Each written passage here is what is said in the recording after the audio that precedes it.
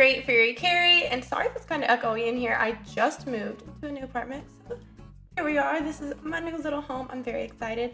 But yeah, sorry it's been a minute since I have posted a video. That is why. But today's video is something that I am super excited for. It's also something that I wish that I had known before I started playing Animal Crossing New Horizons. So if you're just now getting the game or you're getting the game in the future, you might want to watch this and get some tips off of it.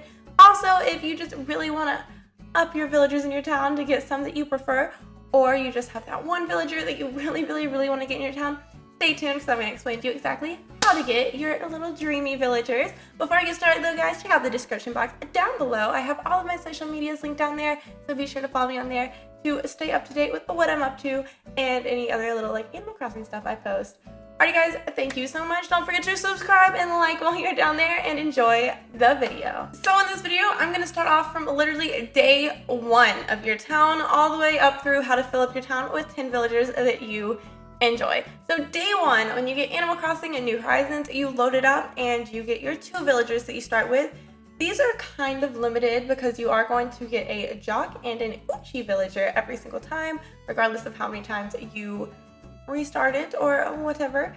So just keep that in mind. So if you're just really wanting a peppy villager to start off your town, that's not going to happen sadly, but you will be able to get it in the future. So to start off your town, if you get 2 villagers that you do not like, then you can always soft reset your town. This is also good if you get a fruit that you don't want to be your town fruit. Pears. Sorry. Shortly after, you get your first 2 villagers and you set up your town and you begin your journey to inhabit your little deserted island. Tom Nook in a few days is going to be giving you 3 house plots to lay down so that you can have more villagers move into your town and up it to 5 villagers. Now, in between the time that Tom Nook gives you these plots and you start the game, you are able to earn something called Nook Miles. And something you can do with the Nook Miles is get a little Nook Mile ticket. If you're really concerned with getting the villagers that you want in your town, I would suggest first and foremost purchasing as many Nook Miles tickets before Tom Nook gives you the 3 little house plots. The reason for this is when you go off to the airport and you go to a little deserted island, there is going to be a random animal on each island you go to up until the plots are placed. So during this time, depending on how quickly you move through the game, you may have 1 day or you may have a week in between when you're able to purchase Nook Miles tickets and when you get the plots laid out. During this time, I would highly suggest going to all of the deserted islands and picking out the villagers that you like the most and asking them to move into your town. If you only invite 1 villager to move into your town, then you are going to get 2 random villagers moving in the other plots, and there's nothing you can do about it. Even once you set the plot down, it is going to be assigned to a random villager, so I would definitely suggest having invites out before you lay down the plots. So all of these villagers you are able to somewhat control, from your first 2 starting villagers to the 3 villagers that move into your town when you lay down the plots. Now, the 6th villager that you are going to get is going to be the only villager in the entire game that you have no control over. And that is the villager that comes and visits your campsite the first time. The first villager to come visit your campsite after you build it, you are going to have to ask to move into your town. And I had this like gray frog that I was not a big fan of. And oh my goodness, I waited about a week. I was like, he'll go away tomorrow. They don't go away. They don't. You have to invite them to move into your town. I'm very sad about that because I did not want that fella in my town. The last 4 villagers you have complete control over as far as I'm aware of. I don't have a full 10 villagers in my town right now just because I'm going slow for this reason right here. And this is very important in what I am about to tell you guys on how to get the best villagers ever.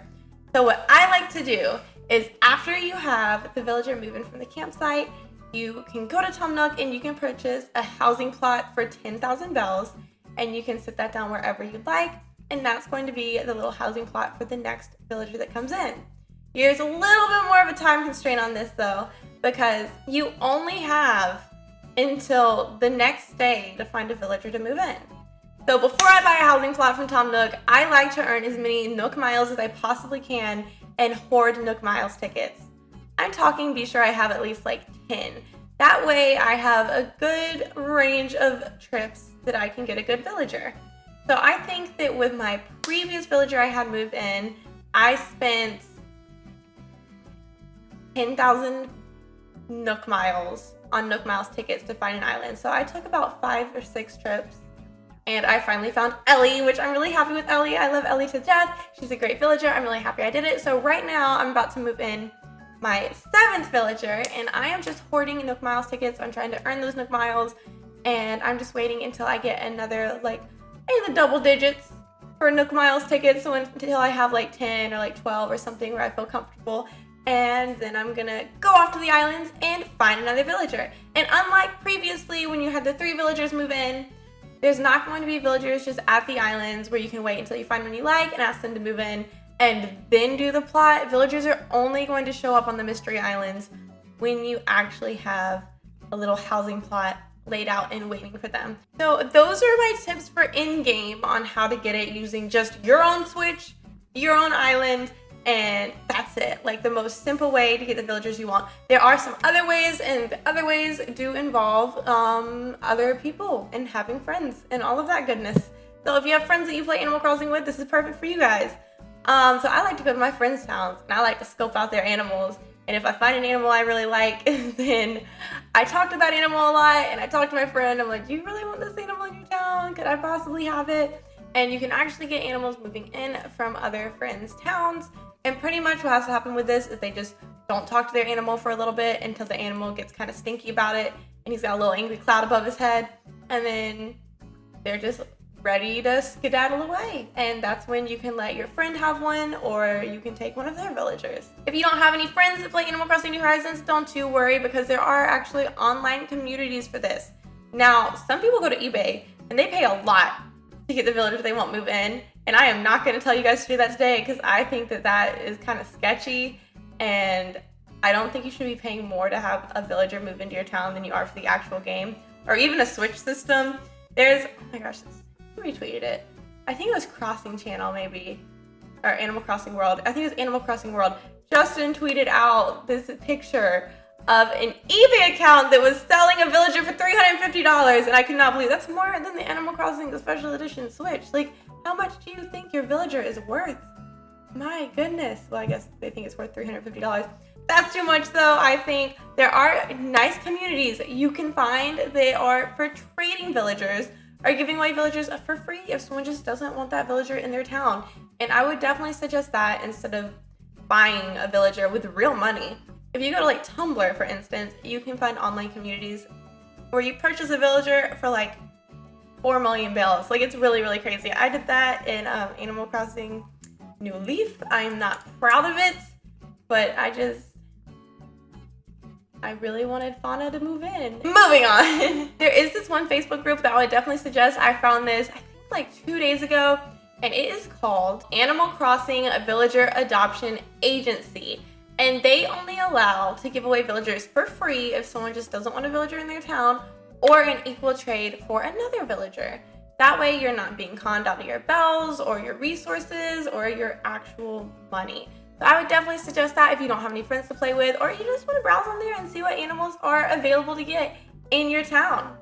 Alrighty guys, so those are all of my tips on how to get your perfect set of dreamies in your little island. I hope that helped you guys out. I hope that made sense. I was kind of like jabbering on a little bit. But if you guys want to see a video on how to get animals you don't like out of your town, let me know. I'd be happy to make that for you guys. And don't forget to subscribe and turn on the bell notification just for new videos about Animal Crossing, new tips, new fun stuff. And I'm going to be doing some Animal Crossing streams on here now that I am moved and settled in. So stay tuned for that. Alright guys, thank you so much for watching. Have fun with Animal Crossing. Thank you guys so much, and have a good one.